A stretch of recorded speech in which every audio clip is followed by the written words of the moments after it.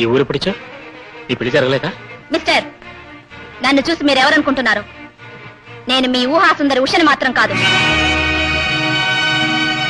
ఉషా, ఎందుకు అలా మాట్లాడుతున్నావు? నాకు అలా మాట్లాడమే వచ్చు. ఈ మాత్రమైనా మాట్లాడినందుకు సంతోషించండి. దయచేసి ఇంకెప్పుడు నా పేరు తలవద్దు, నా వెంట రావద్దు.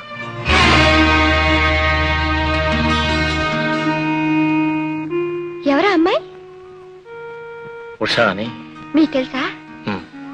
మరి మీరు మాట్లాడుతుంటే ఎలా వెళ్ళిపోయింది?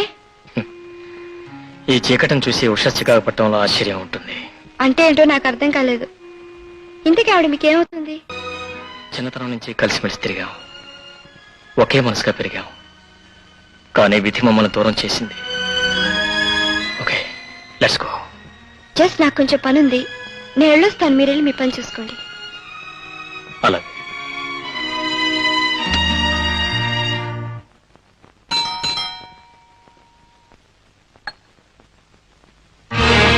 మీరా? అవును, నేనే. నా పేరు సంధ్య. పేరు తెలియదు కానీ మీరు తెలుసు. ఇంటికి వచ్చిన వాళ్ళని వాకిట్లోనే నిలబెట్టి మాట్లాడటం మీ సంప్రదాయమా? ఓ, ఐఎమ్ సారీ. రండి. నేను మీతో ఓ విషయం మాట్లాడాలని వచ్చాను. కృష్ణన్ గురించేనా? నాకు మీకు మధ్యన ఉన్నది కృష్ణేగా. పొరపాటు. మన మధ్యన లేడు, మీ పక్కన ఉన్నాడు. నిజమే, కానీ మీరు అపోహపడుతున్నారు. నేనేమి అపోహపడలేదు. మీరు ఆడిన ఆట, పాడిన పాట అన్నీ చూశాను. ఇది నా దురదృష్టమని సరిపెట్టుకుంటున్న సమయంలో మీరొచ్చి మీ ప్రేమాయణం వినిపించటం మీ సంస్కారం అనుకోనా? నా గుండెలోని ప్రేమను గొంతులో పలికిస్తే ఆ పాట మీరు విన్నారు. కానీ నా పాటలో కృష్ణ గొంతు కలపలేదు, నాతో మనసు కలపలేదు. అంటే కృష్ణ మిమ్మల్ని ప్రేమించడం లేదా? లేదండి. ఆకాశంలోని చందమామ అందంగా కనిపిస్తే సముద్రంలోని అలలాగా నేను ఎగిరానే తప్ప ఆ చందమామ నా చేతికి అందలేదు. మీరే అతని మనసంతా నిండిపోవడం వల్ల అందులోకి నేను ప్రవేశించలేకపోయాను. కృష్ణ మీ గురించి, మీ ప్రేమని గురించి అంతా చెప్పాడు. క్షమించండి, మిమ్మల్ని అపార్థం చేసుకున్నాను. ఇందులో క్షమించడానికే ఉందండి. విడిపోయిన మీ ఇద్దరిని కలపడానికే వచ్చాను కానీ కలిసిన మీ మనసుని విడదీయడానికి రాలేదు. వాట్ బ్రదర్, కూలీలకి జీతాలు ఇచ్చే వరకు వచ్చావన్నమాట. రేపు నీ జీతం కూడా నా చేతి మీదగానే ఇవ్వాల్సి రావచ్చు. వెళ్ళి పని చూసుకో.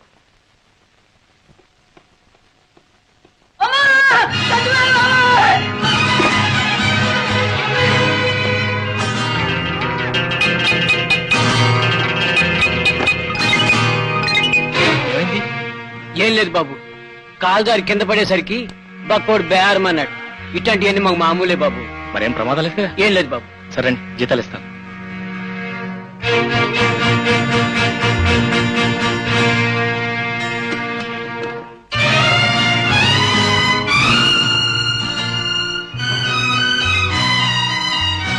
ఇందులో డబ్బు ఉండాలి. డబ్బా ఎంత బాబు?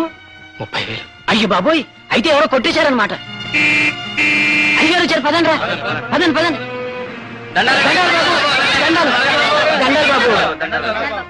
ఈ బట్వాడా జరిగిందా? లేదు బాబు.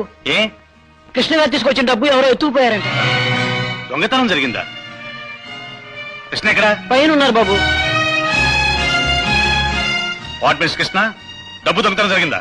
అవును సార్, నేను డబ్బు ఇక్కడ పెట్టి అక్కడ ఎవరో పడితే చూడటానికి వెళ్ళాను. తిరిగి వచ్చేలోగా డబ్బు ఎవరో కొట్టేశారు. ఒక్కసారిగా 30,000 చేతికొచ్చేసరికి నీ అసలు రంగు బయటపడిందన్నమాట.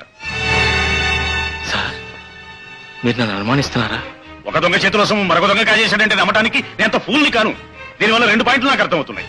మునుపు నువ్వు జైలుకి వెళ్ళావనే సంగతి ఒకటి. సార్, నువ్వు జైలుకి వెళ్ళావా లేదా? దొంగతనం చేసేగా. కానీ ఈసారి మాత్రం దొంగతనం చేయలేదు సార్. దేవుని మీద ప్రమాణం చేసి చెప్తున్నాను సార్. అబద్ధం ఆడే ప్రతి వాడు ముందు దేవుడి మీదే ప్రమాణం చేసి చెప్తాడు.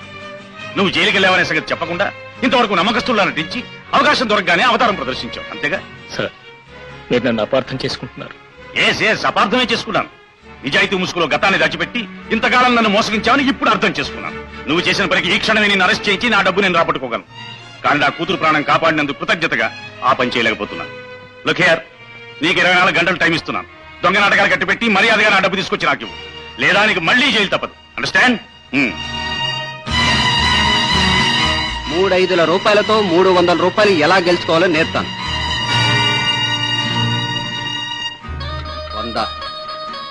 నాది 100. డ్రాప్.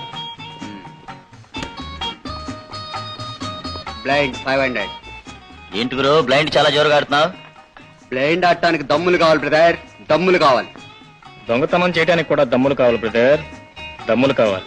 ఏ మిస్టర్ ఎవరు ఏం మాట్లాడుతున్నావు తెలుసా? బ్రీఫ్ కేసులో డబ్బు మాయమై క్లబ్ టేబుల్ మీద వెలిసింది. Shut up. What do mean? I mean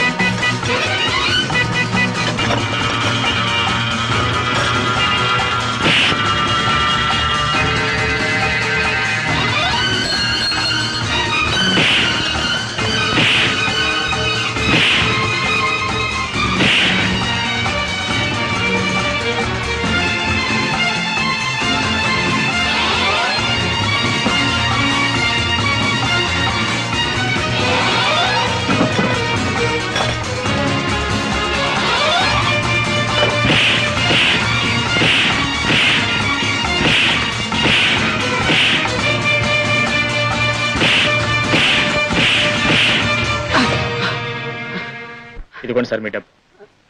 దీన్ని కాజేసింది ఇతను. ఎరా నిజమేనా? అవును మావయ్య. రాస్కెల్. దూర బంధువు అనే అభిమానంతో అన్నం పెట్టి ఆశ్రయం ఇచ్చినందుకు నా డబ్బే కాజేస్తావు రాస్ కౌంటర్. నన్ను క్షమించు మావయ్య. నమ్మక ద్రోహులకు నా దగ్గర క్షమాపణ దొరకదరా? Get out, get out, get out.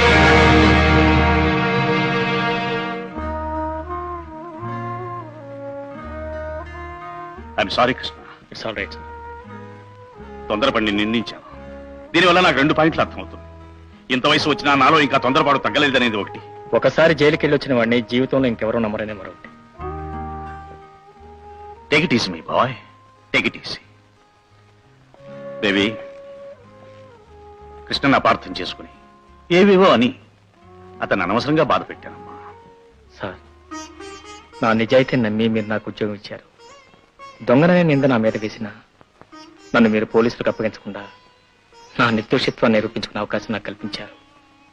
మీకెంతో రుణపడి ఉన్నారు. ఇక నాకు సెలవు ఇప్పించండి. అంటే నువ్వు ఉద్యోగం మానేస్తావా? అవునండి. లేదు, వీల్లేదు. నువ్వు అలా మానేస్తే ఒక ఉత్తముడిని బాధ పెట్టిన పాపాత్ముడిగా నేను మిగిలిపోతాను. నీకది ఇష్టమైతే వెళ్ళిపోవచ్చు. అది కాదండి, నేను చెప్పేది కదండి. నో, నేనేం మిందల్చుకోలేదు. జరిగిన దాన్ని బట్టి నాకు 2 పాయింట్లు అర్థమవుతుంది. గతంలో కూడా నువ్వు ఏ నేరం చేయకుండానే జైలుకి వెళ్ళుంటావనేది ఒకటి. ప్రతి మనిషి జీవితంలో ఒకసారైనా ఇతరులను అపార్థం చేసుకుంటారన్నది ఇంకొకటి. మా నాన్నగారే కాదు, మీరు కూడా మరో మనిషిని అపార్థం చేసుకున్నారు. మీరేమంటున్నారు నాకేం అర్థం కావట్లేదు. నాతో రండి, చెప్తాను. ఉషా, కృష్ణ, కృష్ణ, ఉషా, నన్ను క్షమించు కృష్ణ. క్షమించడానికి నువ్వు చేసిన తప్పేం లేదు. మీ ఇద్దరు కలిసి తిరుగుతుంటే చూసి అపార్థం చేసుకున్నాను. అందుకు నన్ను క్షమించాలి. మీ ఇద్దరిలో ఎవ్వరూ ఎవరికి క్షమాపణ చెప్పుకోకర్లేదు. ప్రేమికుల మధ్య లాంటి చిన్న చిన్న అపార్థాలు రావడం సహజమే. సంధ్య, దూరం అయిపోయిన మమ్మల్ని తిరిగి కలిపినందుకు మా జన్మంతా రుణపడి ఉంటాం.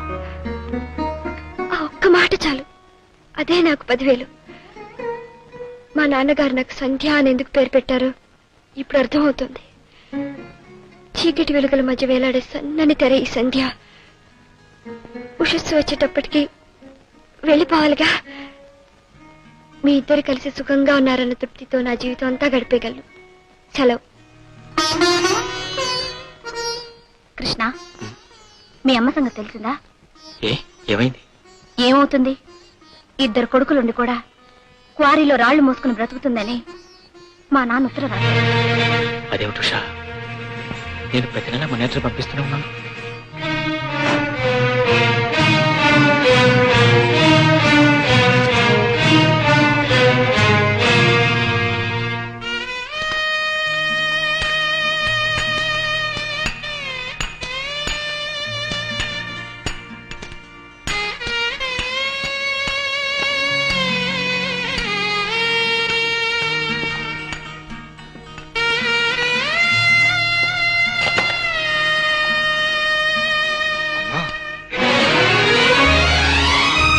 అమ్మా, బాబు, అమ్మా, బాబు, అమ్మా, బాబు, అమ్మా. నేను ఇలా చెప్పాను, నేను ఇంకా బ్రతికేవరది, నేను ఇంకా బ్రతికున్నది ఎందుకేనమ్మా? కృష్ణ, ఇన్నాళ్ళకైనా అమ్మను వెతుక్కుంటూ వచ్చావు, సంతోషం. అసలు ఇదంతా ఎలా జరిగిందో చెప్తాను రా. మీ అమ్మగారిని మోసం చేసి మీ అన్నయ్య మా అయ్యగారి దగ్గర తాకట్టు పెట్టిన ఈ ఇంటిని మీరు విడిపించుకొని మీ వంశగౌరవాన్ని నిలబెట్టుకున్నారు బాబు. ఇవిగోండి తాళాలు. రామ్,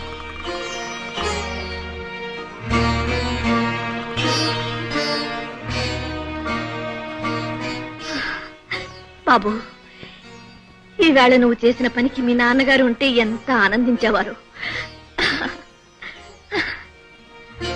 ఉషా, ఇది పట్టుకుని నేను ఇప్పుడే వస్తాను. ఎక్కడికి? ఒక మాతృద్రోహికి తగిన ప్రాయశ్చిత్తం జరగాల్సింది. నువ్వు లోపలికి వెళ్ళు, నేను పూర్తి చేసుకుని వస్తాను.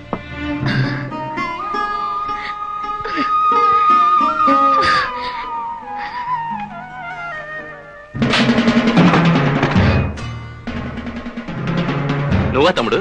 రా రా. రండి మరిది గారు, రండి.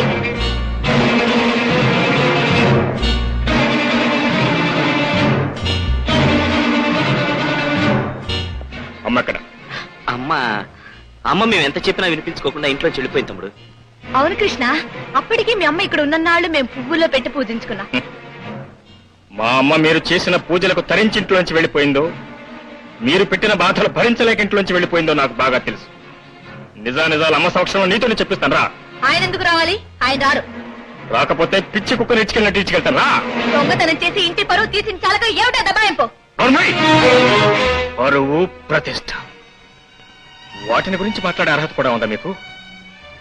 నేను అహోరాత్రులు కష్టపడి మా అమ్మకు పంపిన డబ్బుని దొంగ సంతకాలు పెట్టి కాచేసింది మీరు కదూ. మీ స్వార్థం కోసం మా అమ్మను మభ్యపెట్టి తరతరాలుగా వస్తున్న ఈ ఇంటిని తాకట్టు పెట్టింది మీరు కదూ. కన్న బిడ్డల రెక్కల మాటను తలదాచుకోవాల్సిన కన్న తల్లిని పని మనిషి కంటే హీనంగా చూసింది మీరు కదూ. వీటన్నిటికీ క్షమాపణ చెప్పుకోవాల్సింది నువ్వు రా.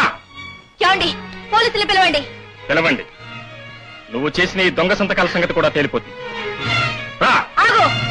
ఏమిటి దౌర్జన్యం? ఆయన వదులు. మర్యాదగా నువ్వు తప్పుకో. వదులుతావా లేదా? నా భార్య మీరు చేసుకుంటావారా?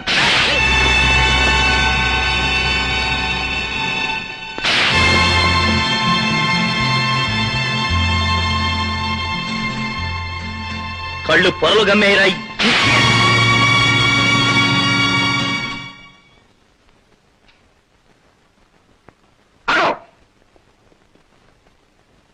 నువ్వు చేసిన దుర్మార్గంతో పలచబడిన మన రక్త సంబంధం నువ్వు కొట్టిన ఈ దెబ్బలతో పూర్తిగా తెగిపోయింది. ఇక నిన్ను ఆ దేవుడు కూడా రక్షించలేడు. ఆ దేవుడు కూడా రక్షించలేడు.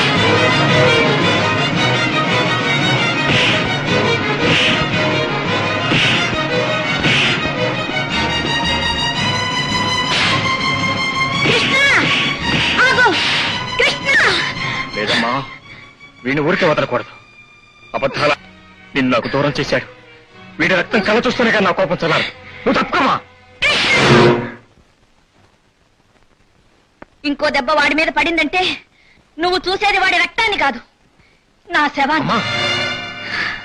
నిన్ను అస్త కష్టాలు పెట్టి అహోరాత్రులు ఏడిపించి చివరికి నిన్ను రాళ్ళు మోసుకునే దీనస్థితికి తెగరాచిన వీడిని క్షమిస్తున్నావా?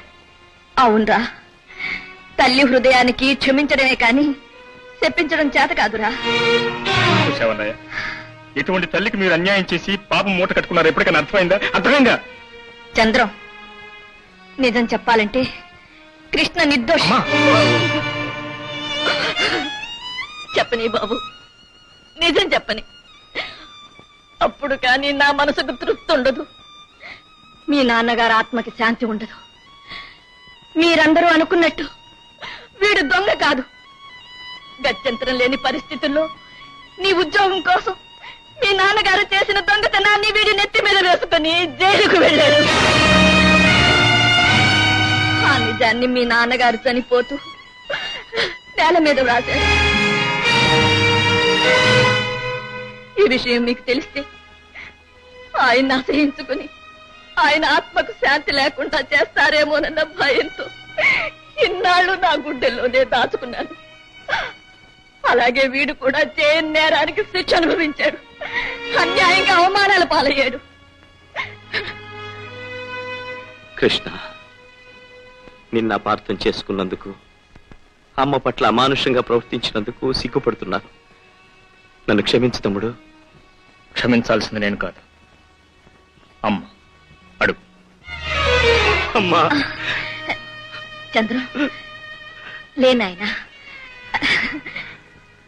మీ అన్నదమ్ములిద్దరూ ఒకరినొకరు అర్థం చేసుకున్నందుకు చాలా ఆనందంగా ఉంది బాబు. అమ్మా, అమ్మా, దీనికంతటికీ కారణం అది. దాన్ని నన్ను బొమ్మని చేసి ఆడించావు. ఆగరా, ఆగు. ఏమిట్రా ఇది? తప్పంతా దాందే అయినట్టు. అవునన్నయ్య, వదిన సంగతి నువ్వు ముందే తెలుసుకుని ఉండాల్సింది. నన్ను క్షమించండి అత్తయ్య. లే, తప్పులు చేయడం మానవ సహజం. పశ్చాత్తాపానికి మించిన పరిహారం లేదు. ఊరుకోమ్మా.